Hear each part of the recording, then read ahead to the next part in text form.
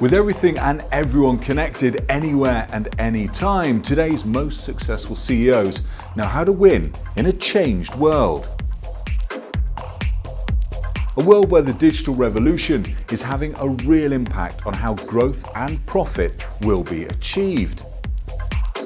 Digital transformation can lead not just to an increase in the fortunes of businesses, it can completely change them. Today's winning CEO is both communicator and connector. They are providing a vision, they are insisting upon an outside-in view of where their company is. They understand the mechanisms and levers to pull to go make change. Then they build the right teams for those changes and they monitor those accelerated changes going forward. But what makes a connected CEO? Dell EMC commissioned a series of unique, in-depth interviews with the people leading some of Europe's largest and most cutting-edge organizations to find out. The first thing that you really have to have when you want to drive digital transformation is to have a very engaged CEO. The digital revolution isn't like the previous industrial revolution. It's the ecosystem we live in. It's like the air around us that we breathe. You've got to have people leading an organization who have a clear purpose and need a passion, I think, for digital transformation, for seeing technology maybe as the real means by which you can break new ground in your business. You have to have the right lungs to survive. Being connected is just having the lungs, that's all. If you don't have it, you don't survive.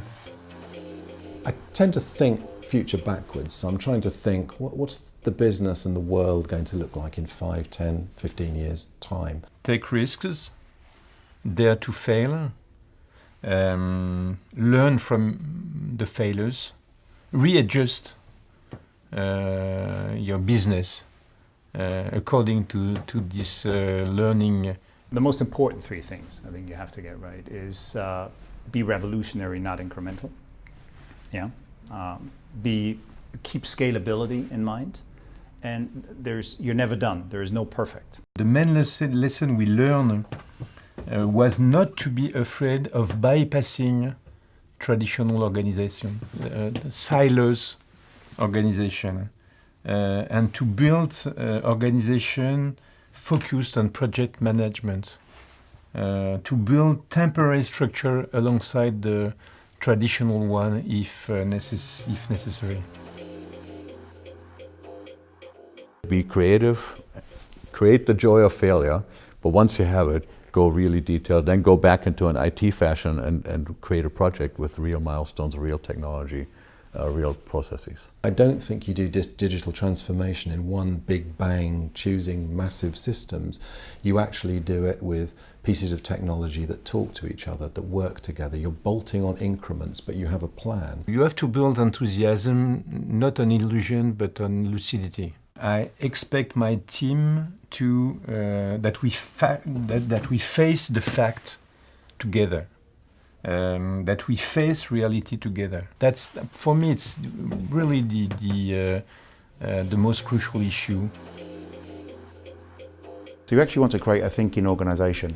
If you can do that, communicate well enough, have like-minded individuals or leaders in those spaces, driving to the same set of objectives, you tend to win. You've got to have this constant mix of both a strong vision of where you're going, but also real agility and flexibility about how you get there. We have a customer ourselves that is a hygiene product maker, right? They make diapers for kids and adults. But in those adult diapers, believe it or not, they now ended up putting chips in it.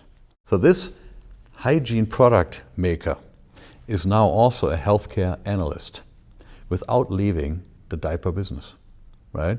So now you just open a second business without leaving the first. For me, that's agile thinking, outside the box thinking. The language of the CEO is simplicity. In every hour that they use, is that hour going to get me closer to my objective or further away? So they ration their time, and they ration their time onto people they believe can actually help. If you want to lead a digital transformation, you do need to have strong, recognized operational leaders who are embarking on it, who you can work with to demonstrate a winning story. Because once they realize what you can do and how much better you can serve your customers, then everybody is going to follow them. I see the CIO in this organization as a real leading business enabler. The more that therefore the CEO in my function can promote that person in that way, the more he will be seen by others in that way, of course. You got to give him or her the freedom to create projects, give them the budget quickly, right? So they can do the trial and error piece, can get going, right? And that freedom you can only get in an entrepreneurial environment. The days of hierarchical decision-making, slow and autocratic decision-making are over. If you don't allow the organization to be lean enough, then your people will leave, or they won't even join. With empowerment, you foster the entrepreneurial spirit of your employees, and that means you also have to allow for failure. Right? I would even go as far and say, if you don't see something blow up, you haven't gone fast enough and you haven't delegated enough. Your business starts by being better, by better serving the customer. I think digital means another level of providing customer service, which means another level of expectation. And when I look at Generation X, Generation Y nowadays, they come without the idea that says this can't be done. Everything's possible. And we live in an everything's possible world. And there's not much room for error. The three most important things are: first, who before what; second, who before what; and third, who before what. Because the question of people is key in that the right people in the right place is key. Digital transformation is like immigrating in the new country. You have absolutely to work with the indigenous people.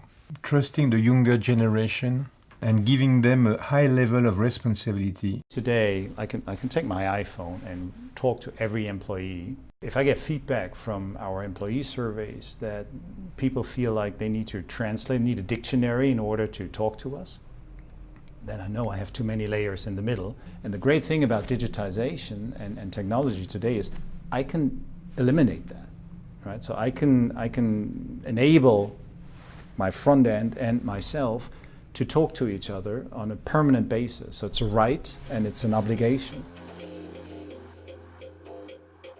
Find simple technologies, ideally with a partner that can help you define the goal. Obviously pick a technology that works for you. Don't make it too complicated and drive it to success.